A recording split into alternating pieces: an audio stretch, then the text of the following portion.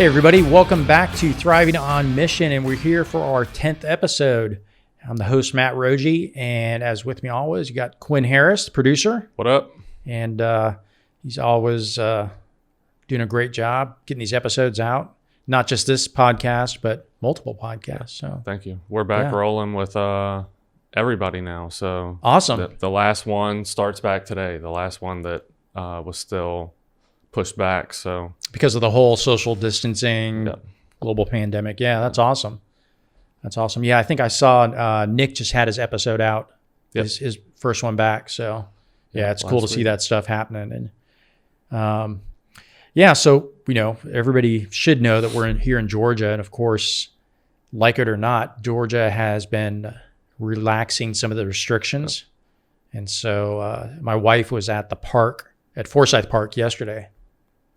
And she said there was definitely a lot more people running around. She was meeting a young lady that she disciples, and so they were meeting there, still maintaining 6 feet, so everybody knows. Yeah. But definitely some more people out there. Parking spots were all full. Yeah, we went out last weekend to Lake Mayer and somewhere else, and there were tons of people out there, honestly. Yeah. I mean, especially, outside in those spaces or even the beach. And again, I don't want to say anything because I know there's probably people on both sides of the argument, and I get it. Yeah. Especially for the older people who are more susceptible or have autoimmune health issues, things like that. But an interesting thing, just sort of a quick story. This past week, I think it was on Monday, I had a Zoom call, and it was with 4 other people, and 3 of these people were all probably over mid 70s or higher. One of them turns 82 next week, and all 3 of them are involved in missionary care, taking care of the missionaries' mental, spiritual health while they're both in the field somewhere or even when they come back. Yeah. And they've been doing this for years. And so it was a great conversation just because they have this wealth of information. They've been doing this for 40, 50 years. And they're also hilarious. I mean, they're telling jokes, they're just having fun. Yeah. But the 2 ladies who were on the call made a remark sort of at the beginning, because we were just talking about how we're isolating, and they said, that they're both widows. And I can't remember how we got to this conversation point, but they just made a remark. They said, they see a lot of things on Facebook about people complaining about having to be in the house with their spouses and this and that. And they said, they would do anything to have an argument with their husbands, just to have them back just for one day. And I just, it was just very touching at the time. And it was something that, again, they were thankful that they were still alive, but puts things in perspective as well. Yeah. There's another couple that my wife and I know that we're friends with, and they have 2 small children, live in an apartment out in Pooler. And one of the many people that lost their jobs this past week at Gulfstream. But he was talking about a couple of weeks ago how he's really been enjoying this time because he was able to work from home. And so, it threw off the routine a little bit for him, but he was also taking this opportunity to really connect with his 2 young boys. Yeah. And, and it required some give and take from him and some adjustment to some schedules. But, he looked at this as like this huge opportunity to spend some time more, with them. But so, crazy stuff.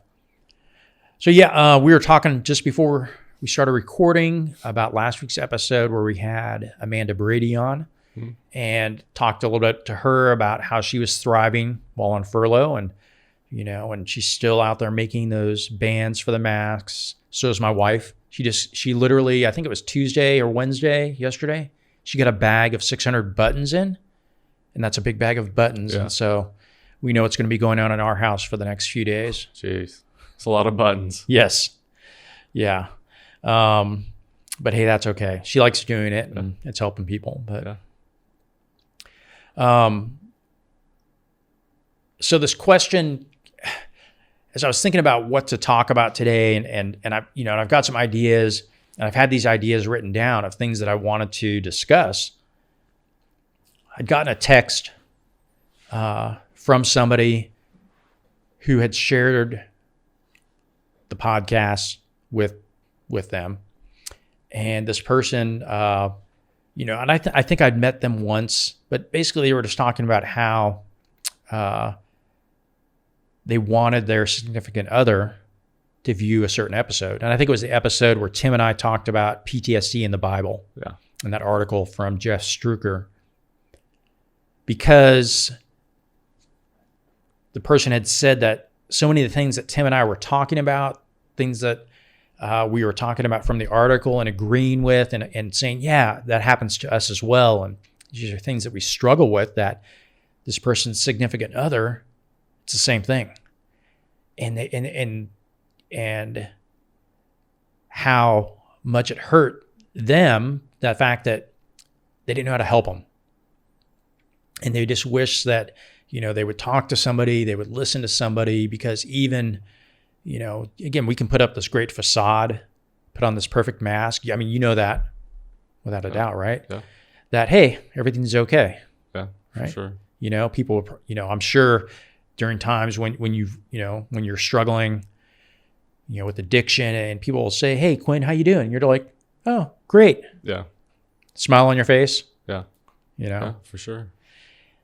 But that text, when they shared this conversation that they had, when this person shared it with me, and just the fact that how much their heart was hurting because somebody that they cared about a lot was really struggling and suffering, and which, I mean, that hurts my heart. That hurts because knowing what it's like to be there and seeing some of the ramifications of that, of what can happen when somebody goes down that road of isolation, depression, guilt, anger, believing all these lies about themselves. Yeah. Because, worst case, that's going to lead to suicide or divorce, adultery, abuse. And so I say all that, and I was like, I really wanted to make sure that, as I'm going through and talking about these episodes, as we go through them, that's the reason I'm doing this. And it's not just to tell feel-good stories. And I think those are important. And I think that there's a lot of root in what, just like from last week with Amanda, of how she was able to take a not great situation and choose to make the best of it. Yeah. And that's so much, again, how much, it's all what goes on in our head, right? How we make choices. Yeah. When you wake up in the morning, Quinn, you've got to, decide, what are you going to believe is true today, right? Yeah. And, which can then lead down a path. Yeah. Especially during these times, man. Yeah. It's one of the hardest times ever. It is. It's one of the first things I do every morning, and which is probably one of the worst things that you can do right now, is I look at the numbers. Oh, yeah. And it's like, all right, am I dying today? Or, yeah. Like, that's how it feels sometimes. Right. Right. I mean, the news is just, and that's, so with all this, sort of framing that, and again, I want to talk about something, and I was just talking, just before we started recording, I was in the other room talking to somebody else and talking about sleep, and specifically the struggle with sleep.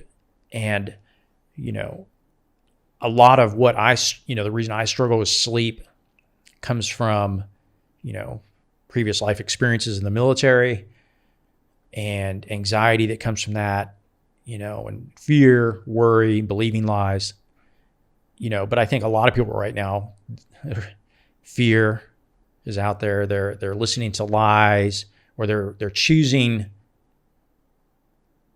to believe those lies, whatever they might be, or catastrophizing, things like that. But just sleep has been so elusive for me, for my wife too, to the point to where, I was just talking and just saying, most of the time I'll wake up around, usually it's around 3 a.m, 3:30, and I don't know why. So I'll wake up and I just sit there and I'm like, oh, I am so tired. I just want to go back to sleep, but my brain just clicks on right away. Yep. And maybe, usually it goes down a path of what's not real, fear. And because of life experiences, I gravitate towards things that have happened in the military or could happen, or maybe it was a dream I just woke up from that's involved something. But, I hate it. Absolutely hate it.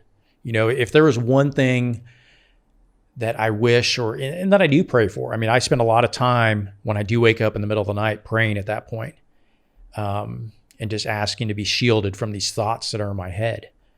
Because, that's probably the one thing that, haunts me the most, that affects me the most, is this lack of being able to get restful sleep. Yeah. Because that affects everything else throughout the day. Because if I don't get sleep, it affects, everybody knows that, right? I'm not speaking anything that people don't know, but that idea that if we don't get the proper rest, that affects my attitude, my motivation, my energy levels throughout the rest of the day. Which then creates more problems, because then I think, I don't have enough energy to do this thing I wanted to do. So now I'm not doing what I should be doing. Yeah. And I call that shoulding on yourself, and we should never should on ourselves. Yeah. That's we got that from a guy. His name's slipping my mind right now. Brennan Manning. He wrote the Ragamuffin Gospel. And a number of other authors, great theologian, but he talks about how somebody once told him, don't shit on yourself, because again, you can project all these negative things on you. So anyway, I've read that, by the way. Oh, okay. Yeah. Gotcha. Yeah. I don't remember it, but I do remember reading it. Gotcha. I don't think that was in that book. We heard him. We've actually got an audio recording from some conference he was at. And he tells a story, when he goes to this lady in Louisiana, who's a counselor, Christian-based, and, she sort of walks him down this path, and he would say, well, I should have done this when I was younger, and she stops him right then. And in fact, I think she even had a sign or like a big wall art that said, when you came into her office, if you will, don't shit on yourself. Yeah. So if you say that really fast, obviously it can sound like something else, but we're saying should, not the other one. Yeah. But it leaves me exhausted during the day. And again, from just talking with others, I know other people are going through this, and I know other vets are going through this as well, and there is a time and a place for medicine to help with that. I'll admit to you that there's times to where I'm like, if I could just get up and I could just have a couple drinks real quick, I'll go back to sleep. Yeah. Man, that is the most dangerous thing I think to do at that point. Yeah. Well, it is. One of the most dangerous things, and so again, all that can just lead to poor choices. Yeah. What I eat, if I exercise, what I watch, or how much I watch on TV. I've joked a few times now during the pandemic of binge watching, and there's some truth to that. And probably definitely not in a healthy way. When you're staying up till 10, well, for us, when we're staying up till 11:30 at night, binge watching, every night, it's not healthy for us, for my wife and I. So I just want to say, with this is that, hey, it's hard. Sometimes it's lonely still, because again, I can come off on the show sometimes of, hey, things are great. Things are, by and large, they are, but there's times where I still struggle. Yeah. Probably even more so right now. I had a team meeting on Monday, and it was via Zoom, and the pastor that's over our department, he said, he just wanted to check in with everybody and say, how are you doing? How are things going with you right now? Not necessarily with what your work tasks are and where you're at on certain things, but just mentally, physically. And for whatever reason, he did some random thing and he picked me first, and I chuckled. But he goes, so how you doing? I went, meh. And that was just, sort of this attitude of how I was doing. Yeah. And, and being fairly honest of, there's not much motivation. There's not much desire, at least from within myself. And so there's got to be something else that I pull from that. My wife and I, in fact, that was Monday. And then Tuesday, my wife and I, we sat down and wanted to have a conversation with each other about, all right, where are we at and where are we going? And because both of us we called it, we were in a funk. Yeah. And it was not a good place. Yeah. So I would just encourage, for the people that are listening, and again, especially veterans. That's where my heart's at. That's why I want to do this. And again, I know this applies to so much more than veterans. And we do not own the, what could we call it? The sole use or sole rights to anxiety, fear, depression, post-traumatic stress by any means, but I've gone through certain experiences in my life. And so I want to make sure, and God has already shown me the fact that sometimes when I say things that people are receptive to it, especially vets.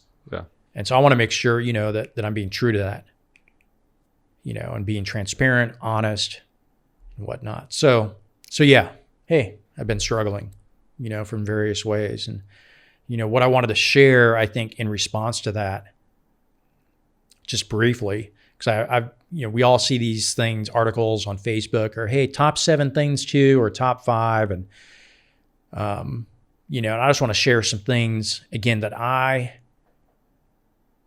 try to do for myself to make things better. I'm not always doing it every day. People don't. I'm not out running 3 miles every day. I probably couldn't even run a half mile right now either. Yeah. Either my knees would give out, or my back, or I just weigh too much, something like that. But, and some of it's what, again, it's things that have resonated throughout all these episodes so far, things that we talk about.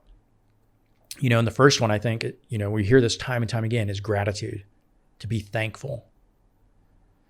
Because we can all find something to be thankful for, even, I think, in your darkest place. Now, there's something there.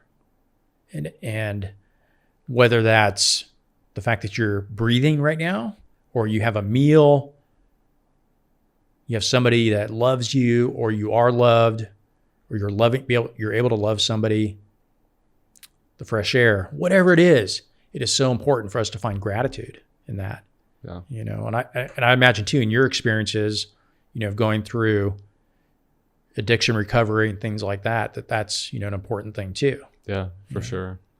And right now it's, for me, it's been really easy because not much has really changed, Right. And so the, weight of other people that are dealing with loss of jobs, or, different types of income, just all the stuff that people are dealing with during this time, it's something that completely surrounds me, but I fortunately haven't dealt with it myself during this particular, time period. Sure. And so it's just been very easy for me to be like, if I'm feeling selfish, or, whatever, it's down on myself for, how many views my podcast is getting, or something Right. like that. It's like, hey, like I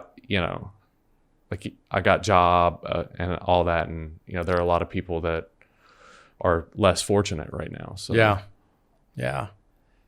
So that's just something,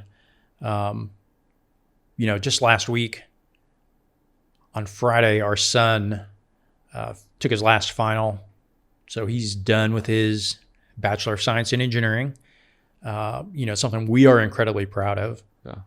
And, but we're not able to, there's no commencement ceremony.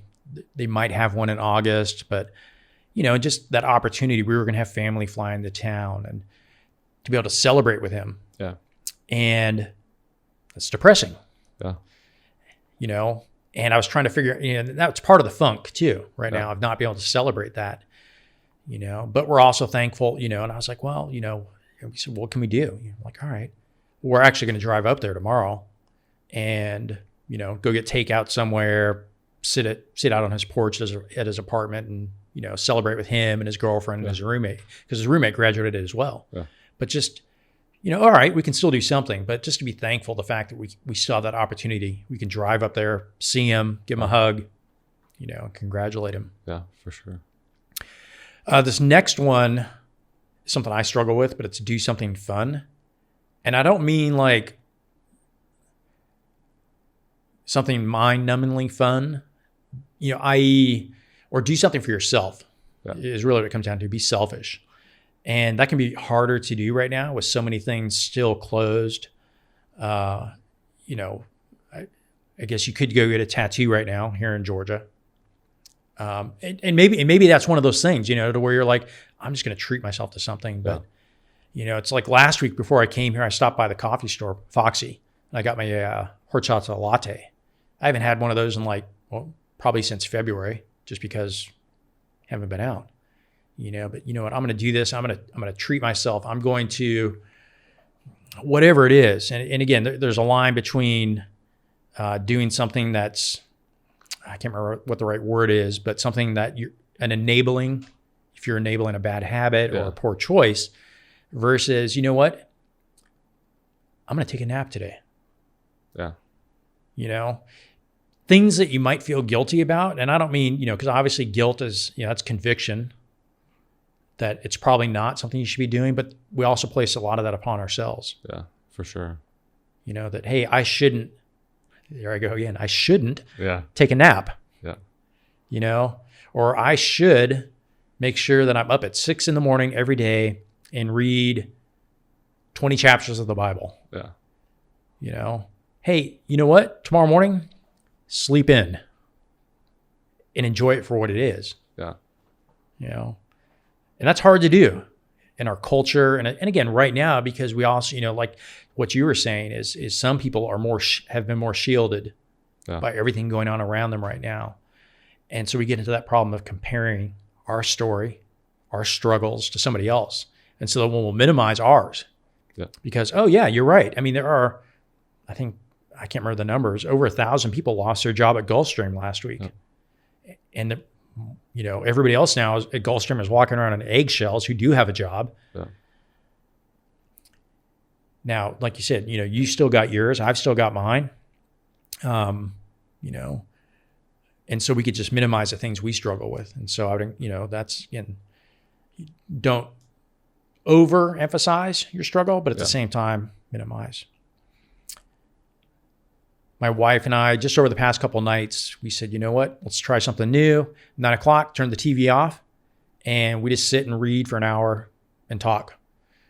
And of course, people, maybe some people were like, wait, you don't do that already? And I cringe because I'm like, no, we don't. I feel guilty because we don't do that all the time, or we spend an hour of concentrated time together. But mostly it's to allow our brains to unwind a little bit. Yeah. I did not look at the news at all yesterday. That's good. It was. I only was on Facebook twice, and once was it was a ministry site that I wanted to check real quick. And the other one was an invite that I had for an event. Other than that, I immediately closed the tabs out because, again, I can, like everybody else, I'm sure. Well, maybe not everybody. Maybe I'm just an anomaly. But, same thing. I pick up my phone in the morning and check the news. Yeah. That is the worst thing to do right now. Yeah. But hey, I'm human, and I'm probably going to, I'm sure sometime over the next few days that I'm going to pick up my phone and, do the same thing. Yeah.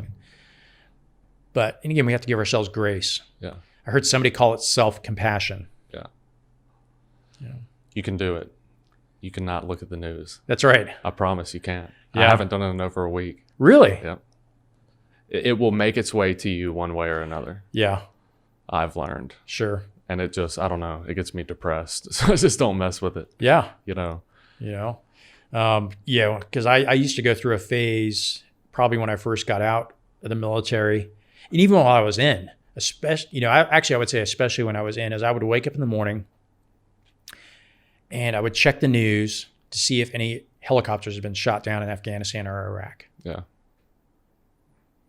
And, I was, fear is what that was about. Did I lose some of my friends today? Yeah. Now I know that there's going to be bad news on the headlines, whether it's Fox or CNN. Yeah. There's bad news on both sides. Yeah. So yeah. So I'm moving forward with that, and again, just figure out something that we can do each day. Yeah. Whatever that might be. For me, it was, all right, I want to come in here today and I want to record a podcast to where I can be open and authentic, talk about some of the things that I'm struggling with right now. And again, not that I have the solutions, but, I think that there's some are out there, but it's having conversations with you, with, Tim, who's been on here before, with my wife, with Jeff, who, was able to sit down and talk with him. That's where a lot of breakthroughs can happen, of having that person in your life. And we know that people are more prone to isolation right now because of they're being forced to. And, and I mentioned that I think a couple episodes back, I think on the mental health of people in general are taking a hit. Yeah, for sure. During this pandemic. There's no doubt about it. Yeah. It's going to take some time for, people to come back, which goes back to resiliency and, so I'm preaching to the choir for this episode without a doubt. Yeah, no doubt. But again, it's, it's real. It's life. There's people out there. I've got a couple, and just for the listeners, I'm going to do 2 more episodes, and then we're going to take a break and call that season 1.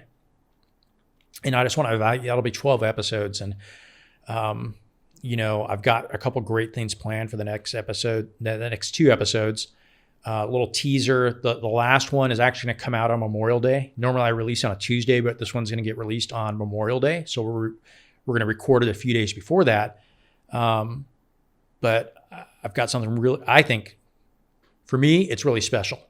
Cool. And I think for a lot of people as well, who remember the story that I'm going to relate and bring a very special memento that I've got from it onto the show, but in honor of Memorial Day. And so that'll be the last one, sort of the scheduled one that we wrap up, and then we'll do another season before the end of the year. But, that's why I'm doing this. Yeah. So thanks to you again, Quinn, because you're the reason that I'm sitting here right now. For sure. And, God's using you in some pretty awesome ways as well. So, so look forward to being back next week. And so for all the listeners, and again, glad you're able to tune in. If you do find this useful to somebody else, or you think that somebody might find use in these words of encouragement, or just to hear that, hey, somebody else is struggling with something, share it. It's not about Facebook likes. It's not about podcast views. That's all internal. I'm not making any money on this.